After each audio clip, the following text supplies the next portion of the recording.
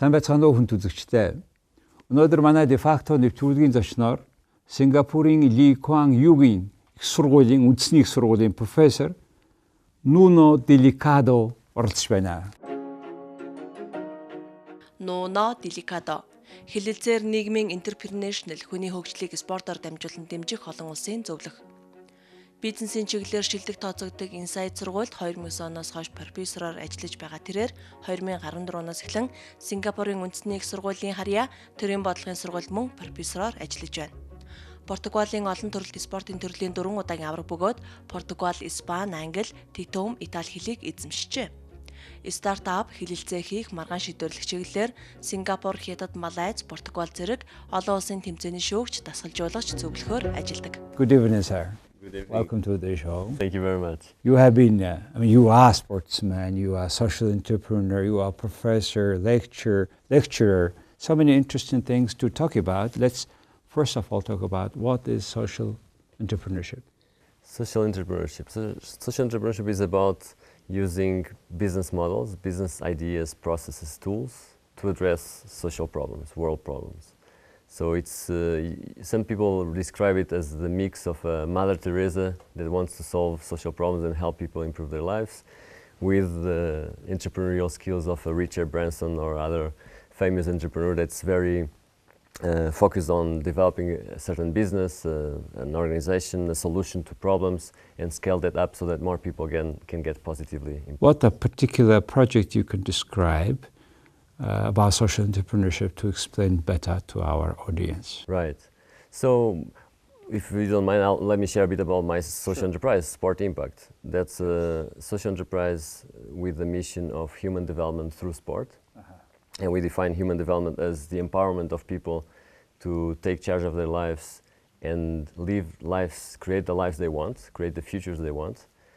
To make that happen and be able to scale, you need to find a sustainable business model where it's sustainable in human terms. You have the people working for it in a way that they can continue doing that for the long term, and also financially, materially sustainable. So you get the resources you need to make it happen.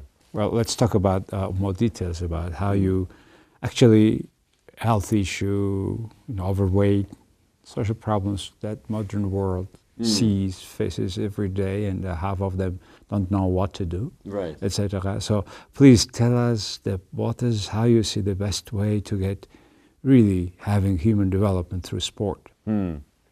What we're doing, I don't know if it's the best way, we're testing, and that's also part of the mindset of an entrepreneur, is to test, learn, adjust, improve, test again, see how it works, adjust, and so on. What we're doing is to work with the youth.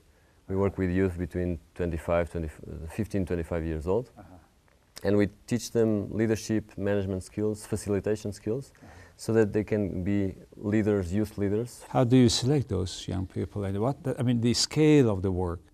Right. How you start? For you have been doing it in Singapore, you have been doing it in several other countries very successfully. Please tell us the success story of this one, involving how you guys select these people, who is paying, how much is sustainable. Right.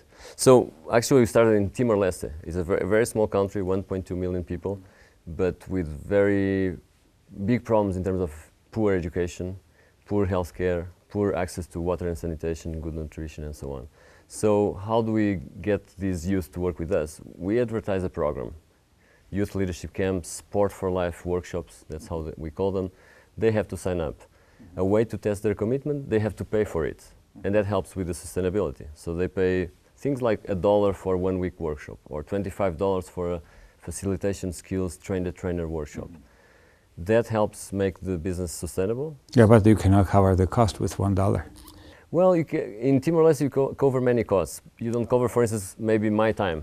I'm volunteering with the project. I'm mentoring the local team so that they can develop the project over time. My cost maybe would be difficult to cover because I'm a foreigner there. I live under certain living standards that maybe the locals would not require. So it's basically a combination of volunteerism and business model together. That's a part of the mix, yes. Why you would do that? You are so busy, you have so many other projects that you go there not paid, volunteering your time? That's a great question. So I asked myself that, of course, right? Why do I do this? and I do it for the other rewards, not financial rewards, but I definitely get rewarded. So it's not altruism in the sense that I do it for the sake of others. I'm sacrificing myself for others. It's a enlightened selfishness. You know, I feel that by doing that, I'm getting a reward of meaningful work, impacting the world.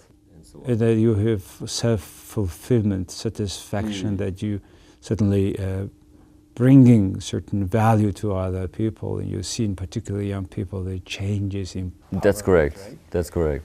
That's something very interesting, I think, a very, very important part of the society.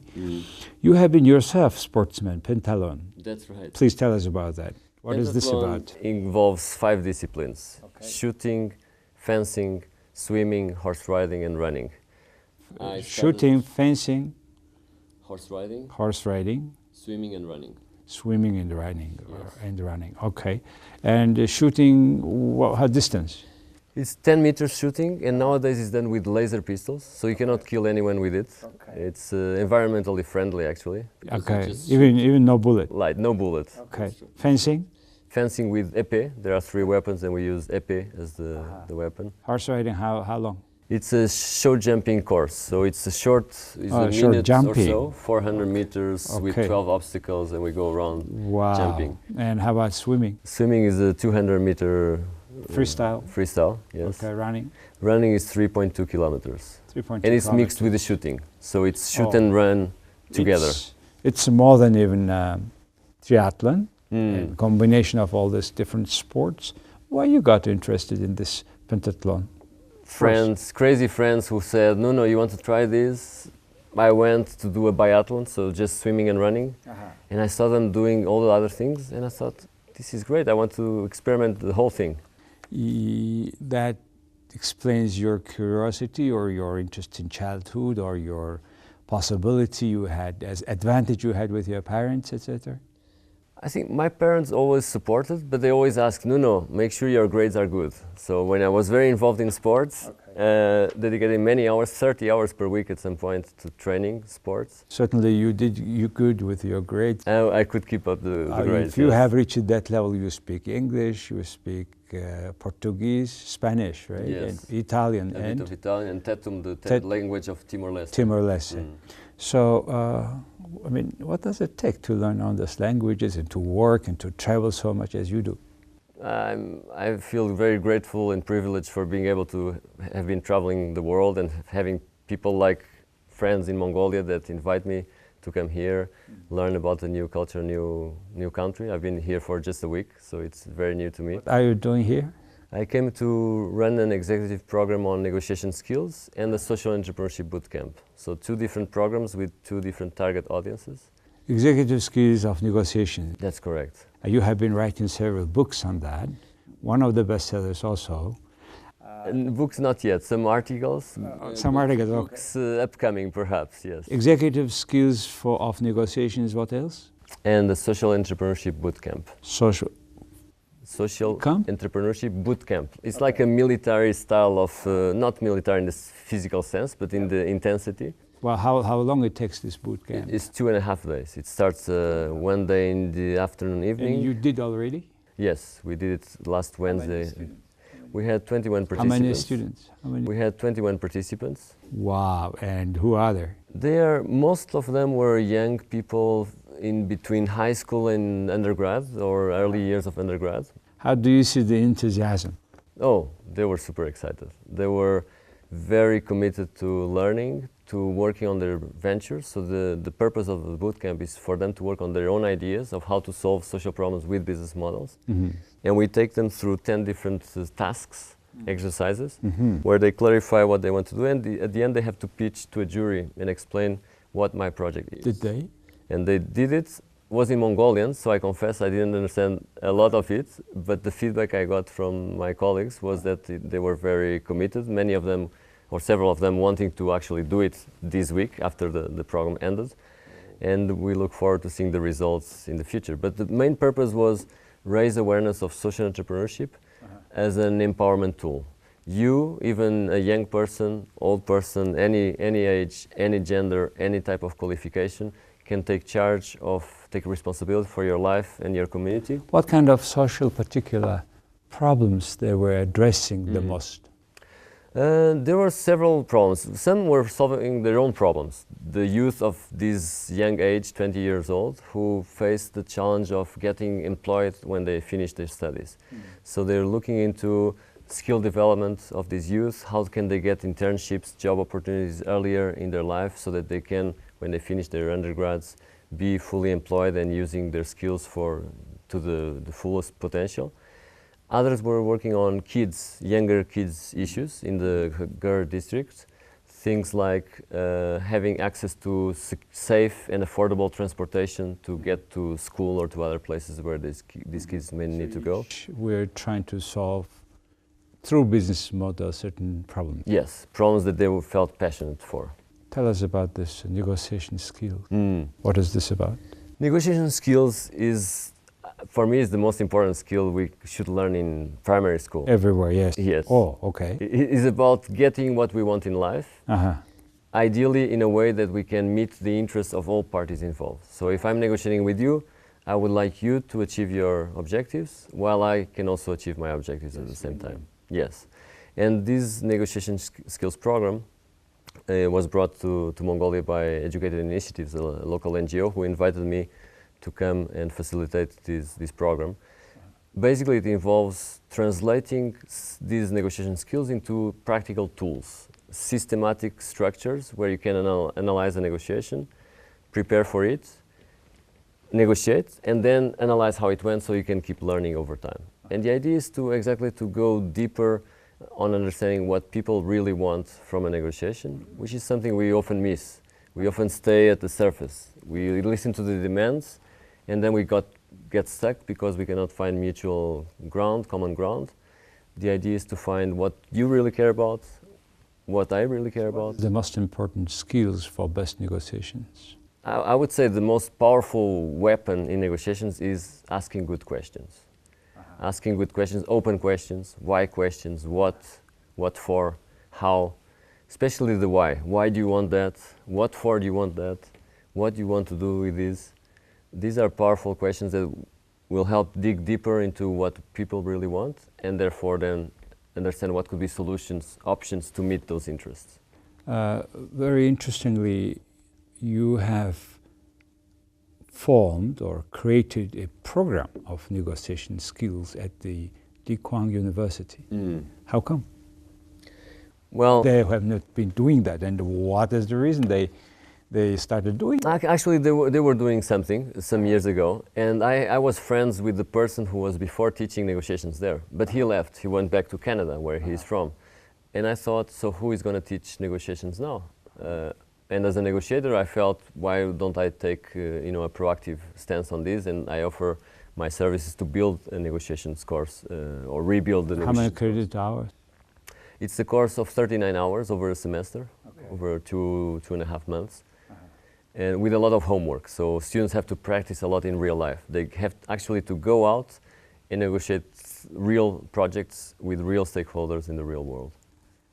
I think Kуan University has a special program with US. Which university? They have some, actually they started with an agreement with the Harvard Kennedy School back in the late 90s, early 2000s. And that's how the school started. Is it sharing diploma?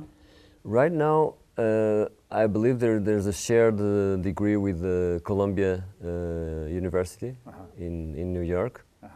And I think there are some other agreements with other universities. I'm not fully aware of those joint programs. Okay. Kуan University is becoming eventually rather a strong university in Southeast Asia. What is the reason behind? Is it not because this former leader, or what is behind? Well, the name is after Lee Kuan Yew, first prime minister of the country for many years, and father of the nation, minister mentor of Singapore. But I would say more than his name, the school benefits from being in Singapore and from all the experiments that happen in public policy in Singapore. Singapore is a small place which in some ways helps with making experiments easier to control and to test and to measure. Yeah, many countries could not make the same success because they're either larger or more different social structure. Right. And also different kind of capital accumulation needed for their proper development. How you ended up being connected with them? How? With the Likunyi school? I knew about the school. Actually, my wife was a student there of the Master in Public Administration, and that made me connect even more with the school. And a friend of mine who was also a negotiation consultant and teacher was teaching there, and over time I got connected. And at some point they needed someone to cover up for a professor who was missing one day on negotiations, and last minute I showed up, did a good job, and then we started working together for the last 4 years. 4 years. Yes. And you will be working there and also on negotiations or something else? Something I started that did not exist was a year ago I proposed to start a course on social entrepreneurship. Okay. I thought that was missing. It's a public policy school, missing on the opportunity to use business models to solve social problems. Okay. So I proposed this new course, and we started the first batch in January, and now we're finishing next week. Actually, this week on Saturday we finish a second edition of that social entrepreneurship elective. And your class will be is consisting of mostly good cases or methods, methodologies, or how does it work? It's not theoretical at all. It's very practical oriented. So it's about tools, exercises to focus the students on their projects, and always encouraging them and asking them, actually, their grade also depends on that, to go out to the real world, talk to real people, learn from real stakeholders, and come back with an evolution of their understanding of what the problem is they want to solve, what solutions could work, how they're testing those solutions, what are the metrics they're using, how can they change the solutions to improve them, and so on. So it's very practical, very real world oriented. You know, to solve social problems, even business problems, nowadays we use more applications, more information on the internet, and converting them into the knowledge, package it for your project. What is the relations of this course with IT? I confess I'm a not very IT savvy person, so I believe information technology can help a lot, makes many processes more efficient, reach more people when they have access to these technologies. Being based in a country like Timor-Leste, I see how information technologies exclude many people. So there are still many people, and I believe in Mongolia it's the same case. Correct. They Same problem. don't have access to Digital divide. Digital divide. They don't have digital literacy, and sometimes not even language literacy. So you want them to connect, but they cannot even read or write enough to connect in the way you would like. Yes, it is. So I believe in technical innovation can help, but most of the time it's about human innovation and business model innovation that can bring new solutions, or actually not very new solutions, but bring solutions to people who have been excluded so far. True. What is your connection with INSEAD? INSEAD Yes, is a INSEAD. French business school. Yes. I was an MBA there 14 years ago, and I've been a lecturer on negotiations with a focus on social entrepreneurs for the last 6 years or so. So I focus mostly on the INSEAD Social Entrepreneurship Program, which is a program that runs twice per year in Fontainebleau, a campus that's near Paris and Singapore. Normally a group of 30 social entrepreneurs from around the world come together, and they get like a mini intense MBA over 1 week, where they have a module on negotiations with me.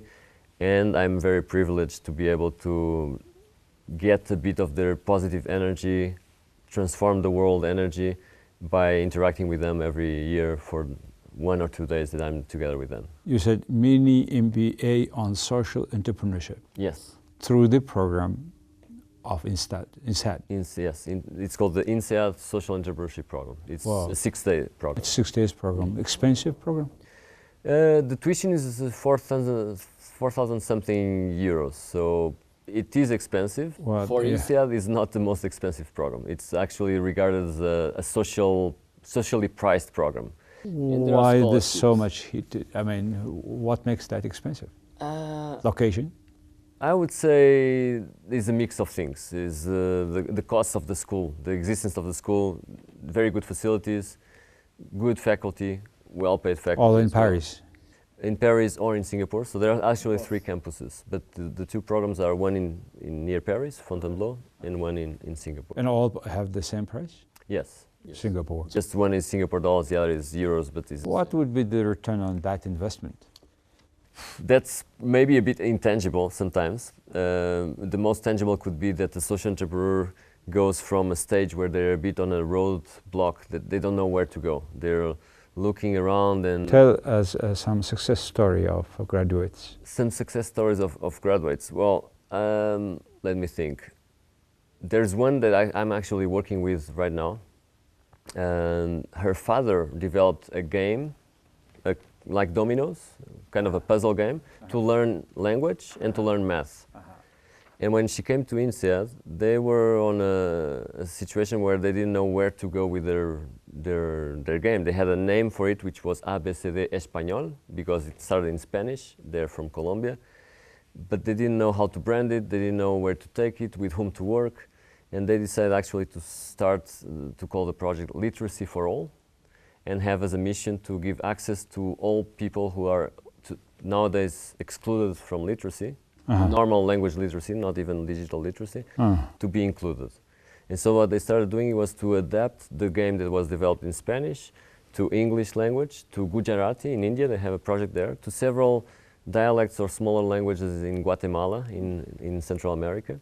And they started to think about how to scale up, how to reach more people with our model.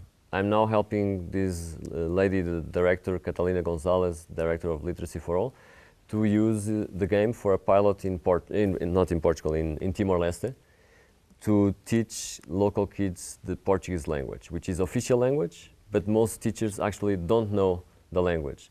And therefore, if there is a game that allows an unskilled teacher, so a facilitator, someone who knows the game but doesn't know the language so much. It's not necessarily about Spanish, but the method is Spanish. The method is for any foreign language? That's right. Any language it can be adapted to the language. And what they do is with the game, in 3 to 4 months, most people tend to have a basic understanding of language where they can read the paragraph, understand the paragraph, use words, write. And this is faster, at lower cost, because it doesn't include all the costs of schooling, training teachers and schooling and so on. Wow. And it's enjoyable. So the kids and the adults enjoy playing the game to learn. Then it may change completely the game of school that maybe 3-4 years old learn before they go to kindergarten, even some literature, no? It may be. I don't know how young are the youngest kids that have been working with this game, but it can be played by anyone. The rules of the game teach the language just by playing it, by knowing how you're winning or scoring, and how by discussing with colleagues. So this is an example you could ask, so what's the revenue model? The revenue model is selling the game, selling people who want to teach language the game, or the facilitation, the training of facilitators to spreading the game. And so you make sustainable a solution to literacy in places that don't depend on technology. So it's a non-tech game, and where people need to learn the language to be more participative in society. I mean, you lose so much if you don't know your own language, right? Of course. In particular nowadays, when English is so dominant, things are becoming so global. And to go with the globalization speed, you need to learn English. And with the English, at times, children forget on language, don't pay more attention, unfortunately. So it's, I thought, you know, there are many kids, many Mongolians live abroad, 150,000. For 3 million, it's a lot. In the US, I saw their attempt to teach Mongolian language, because they leave the kids, they work, watch TV and play with American kids, and they are American actually. And they lose their culture. They lose the culture. Without language, traditions, no culture, identity, right? So in that sense, I think if this game can be created and played with by the kids, right? Definitely. Very interesting idea. You have been once a speaker in a class called Happiness class. Okay. What is that about? Well, that was odd invitation from actually someone I didn't know. She knew my brother and somehow got connected with my writings. At that time I was more active writing a blog about life and how to think about life and different philosophies about how to live a happy life. So she invited me to come to a high school, to her students in a high school, I think was 2 or 3 classes if I remember well, to have a discussion about happiness with them. So what is happiness? That's the question I started with. So I asked them, what is happiness? Because I think for everyone there can be a different definition. Yes.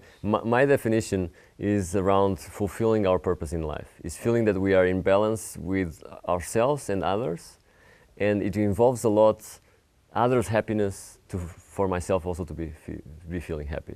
So cannot be isolated happy. Although I'm an introvert and I like to be alone, I struggle to imagine an isolated happiness. Although you could climb a mountain, be there, and live as a monk. What makes you the most happy? In my work, in my day-to-day, some moments where I realize my happiness, I think, is when I feel that I'm doing the things that I find meaning in, and especially when I see the kids I work with in Timor-Leste through the Sport Impact Project, and I see their smiles. And I see how they're developing themselves and empowering themselves to do things that before they were not able. I feel very rewarded with that. It gives me goosebumps, electric shocks and of happiness through the body. You have been promoting Olympic movement in several countries. A member of Olympic Committee of Afghanistan. They're very difficult countries. How come? That came after a master's I did with that involved the sponsorship from the IOC, the International Olympic Committee. And my mentor in that master's was working for Olympic Solidarity. That is the development department of the International Olympic Committee. And he called me one day and said, Nuno, you are Portuguese, you speak Portuguese, we are going to send you to Timor-Leste as an Olympic commando. We're going to parachute you into Timor-Leste. And you're going to help us create an Olympic committee there with several sports federations so that the Olympic movement can have the youngest country in the world, which by then, this was in 2003, was Timor-Leste. And you did? And I did. And I feel like Superman doing that, If there were any sportsmen from Timor-Leste for Olympic Games? Yes. So actually the first ones were in 2000. Even before the country existed as a internationally recognized country, there were 3 or 4 representatives in Sydney 2000, but using the Olympic flag because they didn't have yet a flag. In 2004, thanks to the project I ran in Timor-Leste in 2003, there were marathon runners in the Athens Olympic Games. Actually, I even went there, was the first Olympic Games I watched live, and I saw the marathon runners running the marathon. I was very happy feeling I was part of this. I helped them bring the flag to Athens, to Greece, and be officially representing their young country, 2-year-old country. What a wonderful life, interesting story, and you make through sports people's nations happy, and you're being yourself a sportsman and good negotiator, teacher, professor, you make the world a better place to live. Thank you very much, sir. Thank you so much. Thanks for having me. Thank you. Take care. За хүндэтгэгчтэй өнөөдөр манай дефакто нэвтрүүлгийн зочноор Сингапурын үндэсний сургуулийн Куан Югийн сургуулийн профессор ноён Нуно Delicado оролцлоо. Баярлалаа.